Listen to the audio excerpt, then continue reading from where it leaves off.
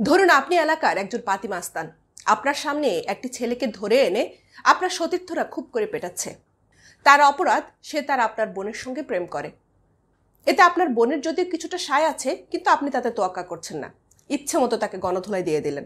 এর কয়েক মাস পরে আপনিও অন্য কারো প্রেমে পড়লেন এবং আপনার সাথেও সেই সেম ঘটনাটি ঘটলো। আর আপনি তখন বলে উঠলেন, চৌধুরী সাহেব, আমি আমার ভালোবাসার জন্য নিজের জীবন বিলিয়ে দিতে পারি। কিন্তু তখন তারা আপনার কথা শুনছে না। এর কারণ হচ্ছে, তাদের চোখেও আপনি একজন অপরাধী।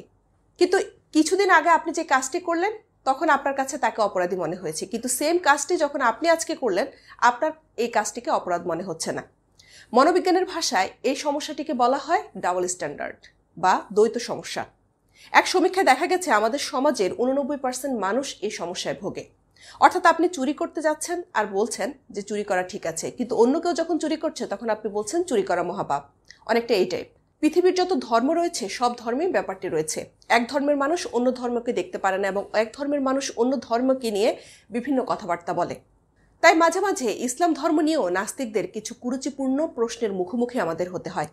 তার জবাব নিয়ে হাজির হয়েছেন ডক্টর শামসুল আরেফিন তার ডাবল স্ট্যান্ডার্ড বইটি নিয়ে। তো চলুন আর দেরি না করে সরাসরি জেনে নেই লেখক আসলে এই বইটিতে কোন বিষয়গুলো নিয়ে কথা বলেছেন।